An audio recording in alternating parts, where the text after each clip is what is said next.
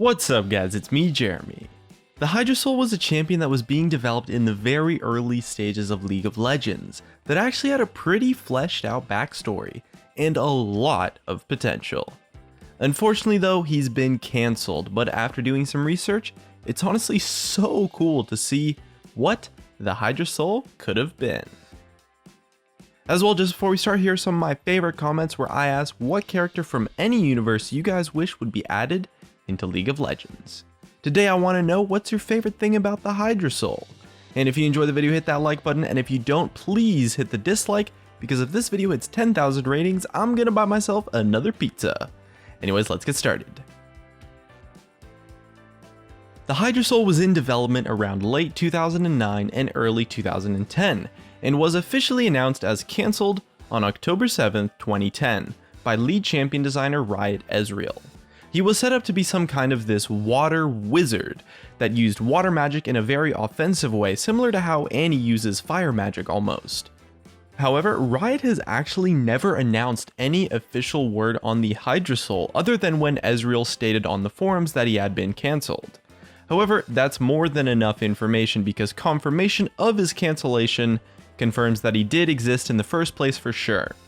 As well, during the beta stages of League of Legends, the game actually had a ridiculous amount of extra information that was scattered throughout the game files and hidden in nooks and crannies, so by extracting data from the game files, information on a lot of characters surfaced, as well as information on characters no one had heard about or thought to conceive were true. And the Hydrosoul happened to be one of those characters, discovered by analyzing the data in the game files, and upon this comment from Riot Ezreal, it's proof that they had planned on him being a champion or had at least spent some amount of time developing him. The full name of the Hydrosoul was Satyrios, the Hydrosoul. Satyrios is technically his main name, but I think calling him the Hydrosoul sounds so much cooler, so I'm probably going to stick to doing that throughout the rest of the video. As for why the Hydrosoul got cancelled, we can't really be too sure, but there were some rumors and also some meaningful evidence too that the reason why the Hydrosoul got cancelled was because at the time, Riot was unable to animate the water effects properly and make it look as awesome as it should for a champion of this caliber, since they just simply didn't have the technology at the time. So they scrapped his idea. Remember, this was really early League of Legends. Back in 2009, League of Legends was a super tiny company with a small team that really didn't have too much technological power at all. I mean, they were drawing their ability icons in Microsoft Paint. I mean, they didn't even have Photoshop, man. Come on, you can't hold them to that high of a standard. But it's safe to say that now, they absolutely do have the technology to bring him to life, which makes me even more excited about the potential future for the Hydrosoul, because despite being cancelled, he had actually progressed quite a bit in the development process, especially when it comes to his story. His full story and lore is pretty much completely fleshed out, and he even had some bits and pieces of abilities to go along with that backstory too. Let's take a look at his story as quoted from the League of Legends Wikipedia. Satyrios gathered men and would toss them below the thrashing waves until water filled the poor soul's lungs, and he was rendered unconscious. Satyrios would then proceed to rebirth the lost man, bringing them back to shore and pressing his holy hands upon the victim's chest, until he was brought back choking and coughing, reborn into the world as acolytes to the High Priest. For years, Satyrios conducted his rituals of rebirth unchallenged. Grown fanatical in his success with the rituals, Satyrios was sure in his belief that his own rebirth would result in a divine transformation of his body, elevating him to an even higher level of power. At a command from Satyrios, his acolytes lowered the High Priest into the cold, dark sea. Unfortunately, his rebirth didn't go as planned, and as water filled his lungs, the dying High Priest made one last plea to the higher powers. Reborn by the Immortals, he renamed himself to the Hydrosoul, and lives only now to do their bidding. Now, I don't know about you guys, but to me, that story seems cool as hell. He's kind of like this holy water mage gone wrong that became a product of his own devices and had like this full-blown stroke of karma as he became what he forced others to become in the past. And any sort of interaction with the gods in League of Legends is pretty awesome too, considering the Hydrosoul exists in the form that he is in because the gods made him that way, and he's some kind of like twisted, enslaved disciple that the gods use for their own purposes. And man, What an awesome character. And to back up his story, we actually have a decent amount of information on what his abilities could have been. It's not perfect, so you'll have to bear with me and my estimates, but the information we have about him definitely shows some potential. The Hydrosoul's passive was called Vortex. This is the ability that is probably the hardest to judge as to what it did, since it's his passive really, but I speculate that it's possible that it had some kind of interactions with the rest of his kit. Although it's true that back then most passives were actually just that, passives, meaning that they only really gave you stats rather than some crazy complex ability that affected your entire kit. So maybe it worked along with his AP to give him a boost to his other abilities on casting them, or maybe give him attack damage based on his ability power or something like that. His Q was called Torrent. There's a joke about him being a pirate somewhere in there, but I'll spare you guys on that one.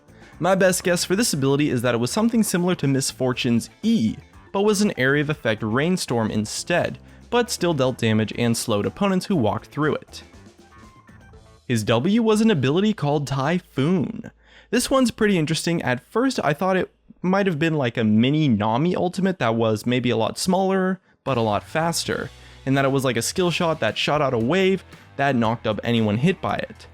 But I think a better way to describe it actually is maybe like a toned down Aurelian Soul ultimate, and that it's almost kind of instant, right? Where Nami's ultimate has like this really slow missile speed. This could be a really powerful ability and the main strength of his kit, or his main piece of utility. Based on the icon, it definitely had something to do with waves, and that kind of concept likely would have been pretty nice and give him some decent power and a strong ability. His E was an ability called Soothing Aura, and this one we have a lot of information on. We know 100% for sure that this was a passive ability that read passive. Well animates soothing waves of energy that refresh nearby friendly units, with the effect to passively give mana to all nearby allies, with the mana gained by nearby allied units per second, scaling at a rate of 0.5, 0.6, 0.7, 0.8, and 0.9. Now on paper, that doesn't seem that good at all actually, especially since back then, mana costs were so much higher than they are today. So it's possible that his E maybe had an active or a toggled component to go along with the passive aura, otherwise it might not have been the best ability. Or maybe his other basic abilities made up for where his Soothing Aura ability lacked. And lastly, his ultimate was called Water Elemental. This one's a little bit obvious. I mean, if you think back to his lore about how he had all those acolytes working for him and such, and his ultimate certainly would just summon a water elemental. I'm pretty sure about this one because similar to how we have this really basic underdeveloped in-game model for the Hydrosoul, we also have a very basic underdeveloped model for his water elemental. It looked like this and took the form of a seahorse. It's possible it functioned a bit like Annie's Tibbers, but I'd wager the ability would be a whole lot more about what you actually did with the elemental during its duration, rather than just front-loading everything on the initial cast like Tibbers does. All in all, I don't think his kit sounds like the most amazing thing ever, but it does have some potential, and it does fit in with his lore quite nicely for the most part. Although some of the info I have is just raw speculation, it's not unlikely that Riot had a completely fleshed out kit for him, considering that we do have a really good idea of what at least 2 of his 5 abilities were from just extracting bits and pieces from the game files in the past. I've always thought the Hydrosoul was one of the more interesting and unique champions that has been cancelled in the early stages of League of Legends, since unlike most cancelled champions, the Hydrosoul hasn't really had any major parts of his kit or character concepts reincarnated into another champion.